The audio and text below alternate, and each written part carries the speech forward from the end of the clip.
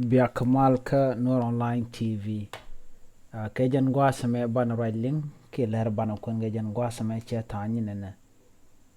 Bi general Ulony shop ka juba ruun ke Sunday ken je kware. Jan tanya dana de kon ling. Mi jiram jidit ke channel gore bi subscribe ke gore jin be nyore de ko ken. Man bana lat general Ulony ba wore wi ka juba ruun ken je kware kon Läär dana cha kulat kon je lingwa same. Ban writing general Ulony cha choka malakal ka wada ka juba. En wala ka bakalani general Johnson Ulony chop ka malakal ka wada ka juba cha raj malat ramila Läär Major General Yusuf Polo ngor chela no general Ulony cha chop ka malakal dere at ka juba en wala dundo te ka mishi te ka dio jen bo ka juba ruun ka chankot ka kwen chang mi la tangwan kruwang wajen chang danen bo je ka jiena wuda ka juba jen kruwang jan jel kan ker kan general Thomas Maburdal ka general Benmun mete ka waw shuluk en general Ulony we ka bikan we je kana korendi ni His Excellency Salva Kiir Mayardit ka kuimala me cha tan ken ka Khartoum rol Sudan Ulony sharo birit ameni mi gwer ke tin kona walat meni mi ka tok do dan go de ka toje wure ga juba shalun jok chala no ne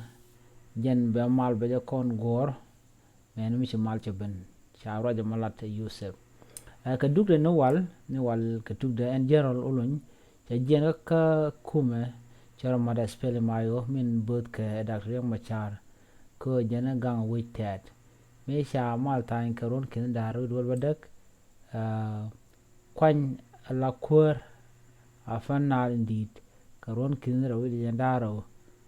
dundo chwaluk His Excellency Kiir Mayardit chola je ya gwan kur munok no kur chwaje wo gwade danen teten Salva Kiir kapayni shalator ron kin daru kel cho general gado jwal ka erar ka bon espele mayo min bos ke Dr. Machar cho karo chole bon kit gwang cho general Ulony kwany ra kwer kwara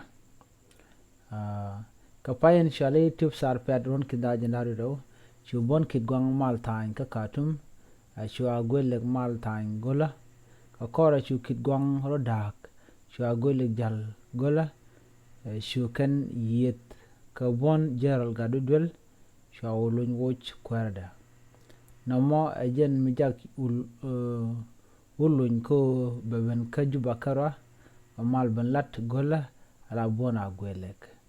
jele dan di lingan me wo general Ulony woda ka juba nyoda je mal e dan je kana tan karon kinar wol ba dek man shaning mi jaram jidid be jo gor bi nyane ko ken biata kamal